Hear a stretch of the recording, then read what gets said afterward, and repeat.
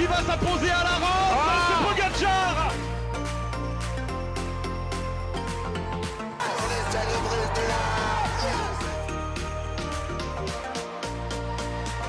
Julien Alaphilippe, champion du monde. Salut à tous, c'est Revan. Aujourd'hui on se retrouve pour une nouvelle vidéo et pour le débrief du match tant attendu ce samedi, Écosse-France. Voilà le match qui nous avait laissé des souvenirs terribles il y a 2 ans à Murrayfield quand on avait perdu le Grand Chelem face à ces Écossais, et même l'an dernier la victoire au Stade de France qui nous avait anéanti nos espoirs de victoire dans le 6 Nations. Donc voilà, on avait vraiment à cœur nous côté français de prendre notre revanche sur ces Écossais, et bien en plus c'était vraiment le gros test pour cette équipe de France de savoir s'ils allaient confirmer après la super première mi-temps et la fin de match face à l'Irlande. Et ce qu'on peut dire, c'est qu'on n'a pas été déçus du tout.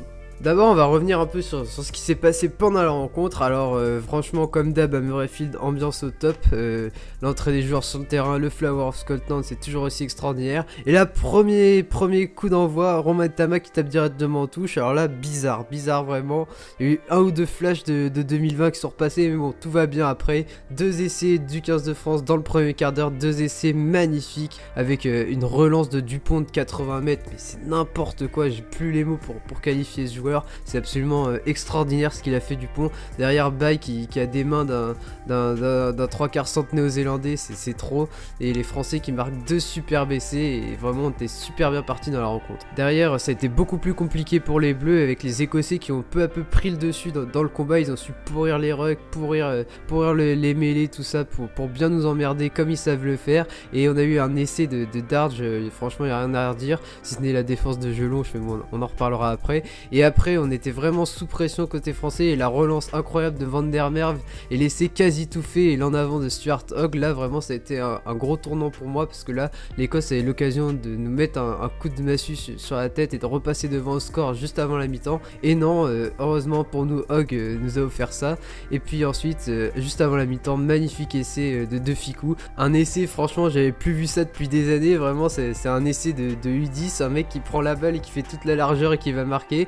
Mais bon là c'est Gaël Fickou, un super essai. Et puis la deuxième mi-temps ça a été une humiliation vraiment pour l'Écosse pendant 30 minutes, jusqu'à les 10 dernières minutes où ils ont un peu essayé de faire 2-3 trucs et ils ont marqué un essai à la fin, mais de reste ça a été parfait côté 15 de France, quasi rien à redire. Et l'Écosse, bah voilà, 36 à 17, un score logique et une très belle victoire de l'équipe de France cet après-midi à Murrayfield. Allez, on va maintenant passer à mes flops de la rencontre. Et déjà forcément pour les flops, bah les absents côté écossais, Ritchie, Watson et Fagerson qui ont énormément manqué, la troisième ligne titulaire de d'habitude. Ça s'est vraiment senti à Mitch Hudson, tu le vois quand il est pas là. Richie et Fagerson, on en parle peut-être un peu moins, mais c'est des super joueurs eux aussi, et on l'a vu qu'ils étaient pas là. Alors même si on va en reparler plus tard, Darge a fait un super bon match, mais les 2 autres n'ont pas été à la hauteur côté écossais selon moi. Évidemment côté Écosse, l'en avant de Stuart Hogg qui leur coûte le match quasiment, parce que c'était un moment donné où ils auraient pu repasser devant comme j'ai dit précédemment, et faire une telle erreur. C'était un essai tout fait pour l'Écosse, et pour un joueur aussi expérimenté que Hogg, c'est vraiment hyper dommage, et c'est pas acceptable à très haut niveau. Et sinon pour finir aussi côté écossais, le choix de Tuipulotu, je comprends pas du tout pourquoi il est titulaire en équipe d'Écosse. Alors je pense qu'ils l'ont peut-être mis pour apporter de la densité face à un Jonathan Danty en face côté bleu, mais je vois pas ce qu'il a ce joueur, je trouve qu'il a rien. Je l'avais vu le match contre le Pays de Galles, j'avais pas trouvé bon du tout, et quand on sait qu'il y a un Sam Johnson sur le banc, je comprends pas trop ce choix de la part des Écossais, surtout que pour le combat t'as Harris qui fait déjà le taf, et puis Sam Johnson on l'a vu face aux Anglais plusieurs fois, il s'est jamais vraiment défilé, donc je vois pas pourquoi Tuipulotu était titulaire, mais bon tant mieux pour nous. Et sinon du côté du 15 de France maintenant dans les flops, le renvoi encore une fois, on a encore pris des points sur un renvoi bêtement.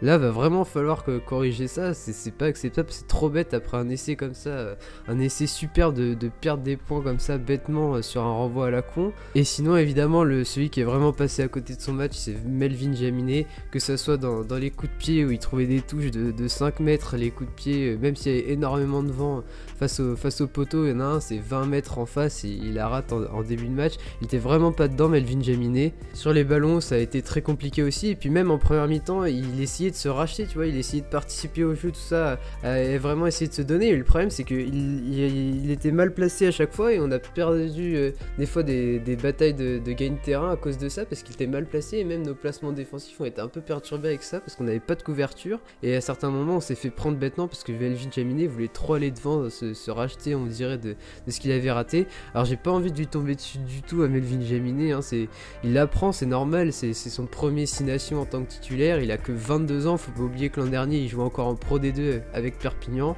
donc ça arrive de rater des matchs, il apprend, il a un potentiel de fou de toute façon, c'est un buteur hyper fiable, donc là le voir rater c'est juste une question de confiance selon moi.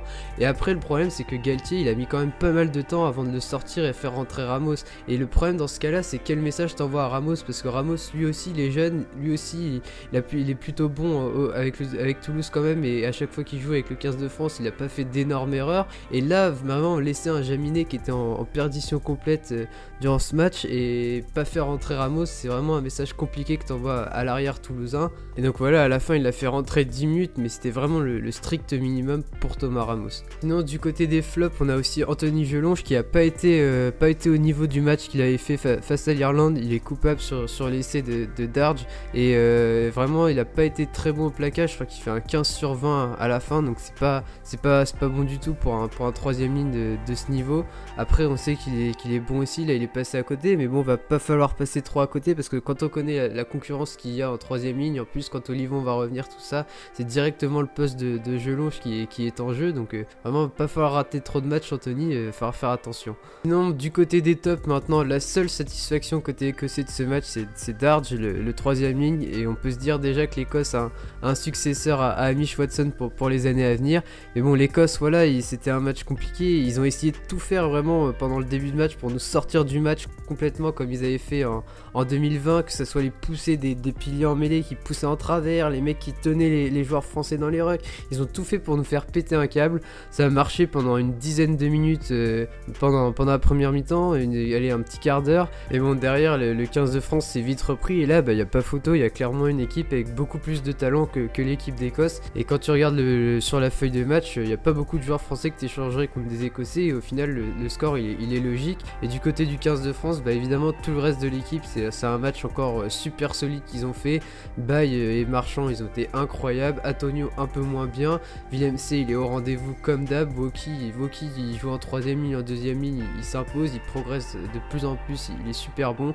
Cross encore une fois, le travailleur de l'ombre est parfait, c'est magnifique. Aldrit toujours aussi présent, Dupont il nous sort un match extraordinaire, mais bon on est presque habitué avec Dupont, et le problème c'est que le jour où il va être un peu en dessous, on va presque le déglinguer, alors qu'il sera juste un peu moins bien que d'habitude, et pour un joueur normal on dirait que c'est un très bon match, mais lui on est tellement habitué à des performances hors du commun que c'est vraiment un joueur à part et qu'on peut pas juger comme les autres. Ntamak a été plutôt discret mais assez propre, donc c'est ce qu'on lui demande, pas plus. En défense il a été là. Ensuite Fickou et Danty ils ont fait un super match, et Fickou encore une fois, mais quel patron, c'est un joueur extraordinaire. Je vois pas ce qu'il peut y avoir de mieux aujourd'hui à son poste dans le monde tout simplement. Et puis sa manière qu'il a de fixer les défenseurs c'est parfait. Tous ceux qui veulent apprendre à jouer des 2 contre 2, des 2 contre 1, regardez comment Fickou joue et fixe les défenseurs. C'est absolument parfait ce qu'il fait, et c'est à montrer dans toutes les écoles de rugby. Danty a répondu présent, il a fait ce qu'on lui a demandé, même si des fois en défense il était pas forcément dans le rythme des montées défensives, il a laissé un petit peu d'espace, mais bon globalement c'est un très bon match. Moefana super, Penaud parfait aussi, vraiment je suis heureux pour Moefana, et vraiment on a un joueur qui va être là pendant des années et des années en équipe de France à mon avis. Ce qu'on peut se dire maintenant c'est qu'on va se projeter sur le prochain match, le match au Pays de Galles, et on va faire un petit lien avec ce qui s'est passé aussi entre Anglais et Gallois cet après-midi. Alors durant ce match on a eu une performance assez maîtrisée je trouve des Anglais, vraiment le retour de Contrelos a vraiment fait la différence selon moi. On a senti tout son leadership, et puis c'est un plaqueur, c'est un gratteur hors pair Contrelos. Les Anglais ont vraiment été bien meilleurs devant, et c'est le gros point faible du Pays de Galles selon moi. Devant ils sont pas bons du tout, ils sont hyper indisciplinés, et les Anglais ils s'en sont donnés à cœur joie. Et puis là où les Gallois ont pas été bons du tout, c'est qu'ils ont complètement laissé Marcus Smith faire ce qu'il voulait, et Marcus Smith il pouvait porter le ballon, se balader, prendre les intervalles, et il était pas gêné par les Gallois, et c'est clairement une erreur. Quand tu connais Marcus Smith, quand tu vois les matchs derrière le Queens, quand tu vois ce qu'il fait sur ce début de tournoi, c'est un joueur à qui tu ne dois pas laisser d'espace, tu dois mettre ton 12 dessus pour le déglinguer tout le match, parce que c'est un joueur où si tu lui donnes un minimum de liberté, il va te tuer tout simplement, parce que c'est un joueur avec un talent monstrueux, et là les Gallois c'est la grosse erreur du match. Même Rendall ils l'ont pas assez surveillé selon moi.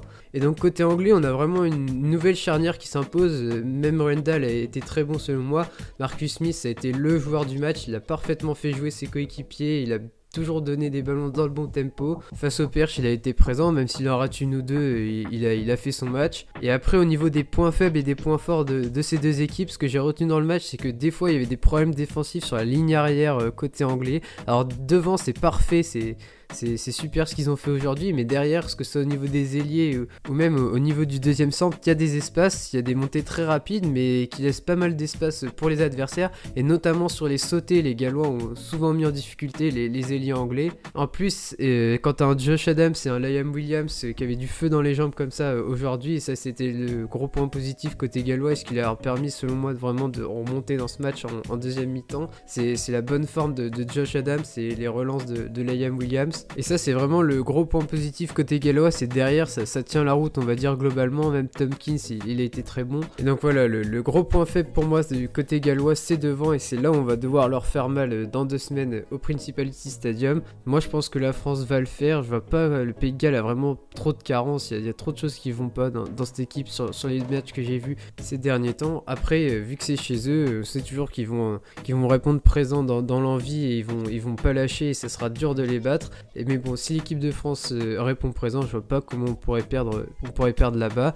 Et sinon, pour le dernier match face aux Anglais, sur ce que j'ai vu, il y a quand même des largesses au niveau des ailiers et même de l'arrière. Des fois, Freddie Stewart, il devrait un peu plus lever la tête et éviter toujours de foncer tout droit dans ses placements défensifs et même dans ses montées en attaque. Des fois, il oublie de jouer des 2 contre 1, des trucs comme ça, il fonce tout droit. Et il va vraiment falloir exploiter ça côté français si on veut s'imposer et réaliser le grand chelem qu'on attend depuis 2010. Donc voilà, la vidéo touche à sa fin, n'hésitez pas à vous abonner, à liker si vous avez aimé. Je vous souhaite à tous une très bonne journée, c'était Revan, salut!